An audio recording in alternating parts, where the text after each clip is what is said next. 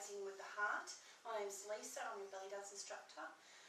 Belly dancing from the heart is about learning the artful and the joyful and the creative celebratory dance of belly dance. Simplified down into basic structure, this curriculum shows you how to learn each travelling move or on-the-spot move and how to mishmash it into an improvisation. My terminology, not Shebra and Ibrahim's.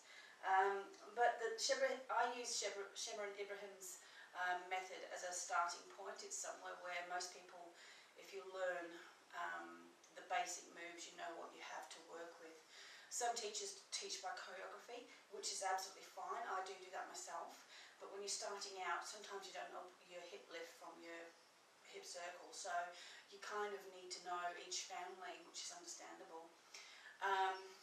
With the belly dancing from the heart method, there are 7 different families that you learn on the spot moves. There are on the spot moves which you learn on the spot, and they have different families. And in each family there's 3 levels it can be done on, which is the lower body, the chest, the upper body. There are travelling moves which get you from one side of the stage to the other, or around in a circle back to centre. You'll learn a on-the-spot move family in the first week, each week, and you'll learn a travelling move each week, each time differently. You will recap over the weeks, but most importantly, each week you'll learn something new. And it's an ongoing process, but it's going to give you a kickstart. And improvisation is the main key, or core, with belly dancing from the heart. This week's moves, the on-the-spot move is hip lifts and drops. Now, hip lifts are usually Turkish and Lebanese, hip drops are usually Egyptian, but you know, depending on how much of a purist you are, but at the same time it's just handy to know that. And you do it in 2 positions, you do it in basic and you do it in classical. The correct posture is shoulders back and down, just like you've got a lucky band holding your shoulder blades together, but not tight, not tense, just sort of feeling a bit of control there, a little bit of sort of tautness, but it's not tension, it's just a sense of readiness, if you know what I mean. Chest up, sternum up, tummy tucked in, the transverse abdominis, and you tuck your tailbone in, elongating your back, so you don't damage your back, because that way you're bracing your pelvis, and you're bending your knees, soft knees, feet hip width apart, and that way when you do your shimmies, you're not going to hurt your back. When you do your hip circles, you've got a little bit more leeway to move, and your figure of 8, so you've got the leverage to sort of move the pelvis around. If your feet are too close together, you'll fall either side. You've got no sort of pyramid, like Shemra says.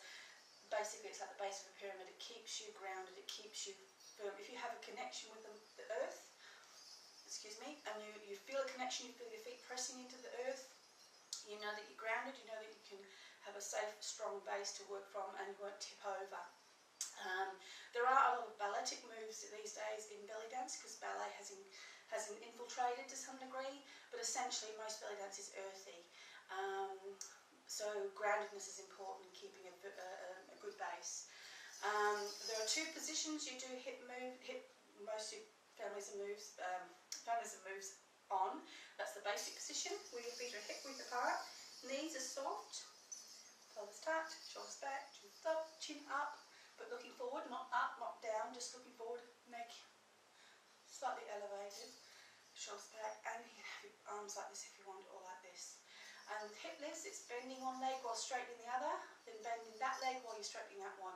And what it does, in effect, it lifts one hip up, one down, and then up, the other one up, and the other one down, and alternates, and it creates a movement like this.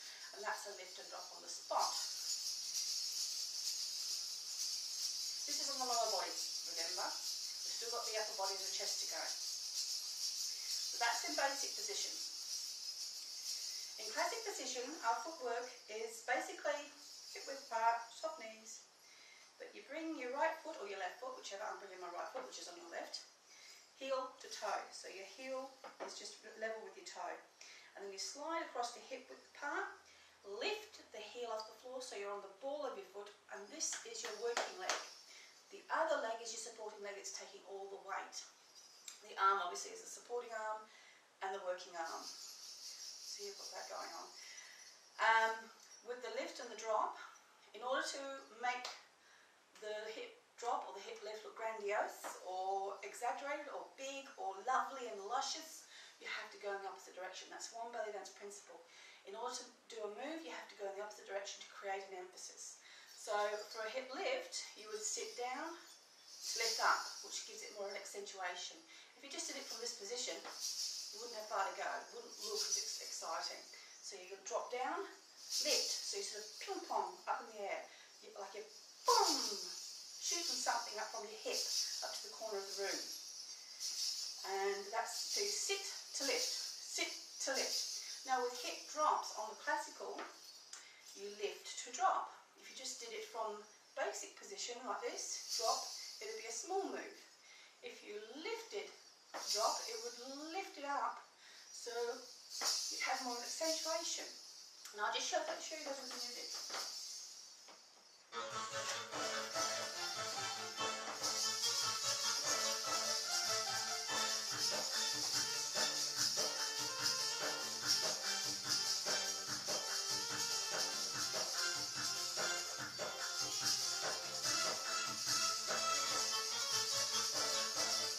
Basic and classical.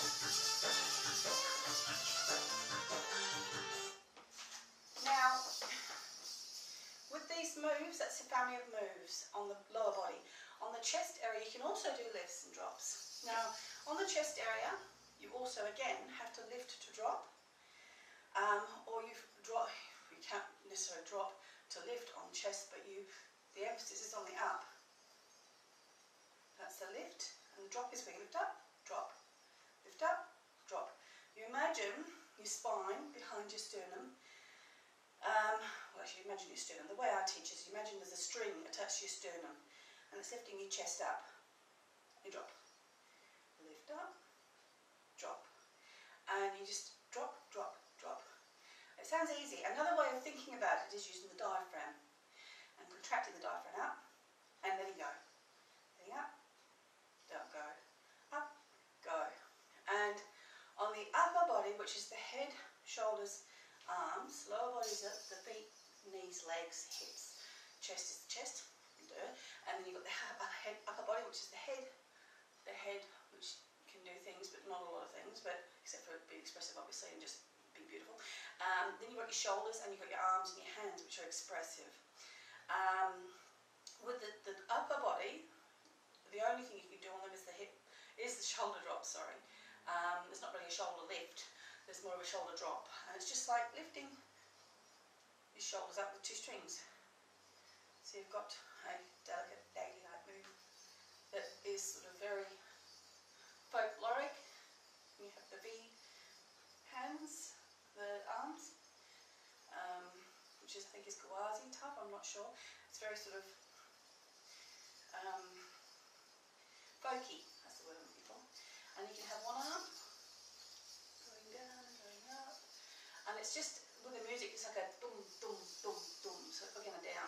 With the lifts and drops, the music, usually the drops are like they're very percussive, so the drops are very dum, dum, dum, dum, so the emphasis is on the down beat, which is a heavy beat. Dum, dum, dum, take a take, take, dum, take a take, dum, take a take, take, dum, take a take. And then you've got the lifts, which is on a tack, not the dum, dum, take, dum, take.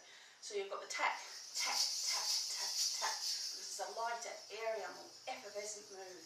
The dum, dum, dum. And I love the earthy sound of the doms, where you can do the drops and you see a belly dancer dropping. And you can get a sidey drop, which is a bit more accentuated, but usually in Egyptian it's just on the spot, in the pillar, sort of straight up and down, more ladylike, more centralised, more sort of down, down. Now, with Arabic rhythms, the reason why I mention this is because the travelling move will explain itself. The 4/4 rhythm is what the Arabic rhythm is. You have quarter notes, etc. You can do, I don't know, everything's done in 4/4 rhythm. So you can do 8 bit of something, but it's 2 lots of 4/4 rhythm or whatever. And the 4/4 rhythm is all you need to think about because it's 4 beats. So the song, you you would be listening to would be having a repetition of, not repetition of music, but all based on 4/4 rhythm. And so what you do is you'd be clapping. When you're listening to music, like when you're in a restaurant, you'll listen to music and you'll clap. And it'll be like 1, 2, 3, 4. 1, 2, 3, 4. And with a dancer, she'll be in her head. She'll be looking beautiful and all happy and perky, but inside her head she's going 1, 2, 3, 4, because she knows to count, or she'll know it intrinsically, so it's not so much she's concentrating on it, but she'll have an awareness of what, and you'll hear it in the music sometimes where a set of 4 finishes and another set of 4 begins, so you can then know, especially if you're playing zells, you'll know then which are many sort of symbols of the sagats. You'll know where to pick up with the rhythm again if you lose rhythm or something. So it's that kind of thing. You'll get an awareness or an understanding of Arabic music. Anyway, this travelling move this week is the 3 and pause. The 3 and pause is obviously 3 beats and then a pause for the 4th one. This gets you around the room. So what you do is, and I'll show you now, is basically the music starts and you've got the 4/4 rhythm, 1, 2, 3, 4. What you do is you go 1, 2, 3, pause, 1, 2, 3, pause, 1, 2, 3, pause, 1, 2, 3, pause. And then what you do as you're doing this, you may have a bit more of a panther-like energy about you where you 1, 2, 3, pause, 1, 2, 3, pause. And you look, you know, and you have a bit of character. With belly dancing, once you know the moves, you can then layer on top of it the arm moves. You can layer on top of it the suggestion of, you know, sort of getting into the dance, and then also your face, which shows either sultriness or excitement or come hither or luring kind of a look, or smile, even a smile, not a fixed on Joker type smile, but a nice sort of enigmatic Mona Lisa smile to sort of make the man in the chair in the restaurant look at you and go, and then the wife say, go on, get up and dance. So, and that's another story altogether. But you put on a personality, you put on a charisma, you put on a persona. So you've got the lower body hip lifts and drops in basic, in classical, working leg, working arm, and then you've got the chest drops. A bit hard, I'm a big busted girl, so it doesn't show as easy on a small busted girl. And then you've got the shoulder drops. This kind of thing. And then you've got the travelling move, which is the 3 and pause. And then what you do also with this is you learn to improvise. So as the weeks go on, you'll learn a different move each week, basic and classical on the 3 parts of your body, lower, chest and upper body.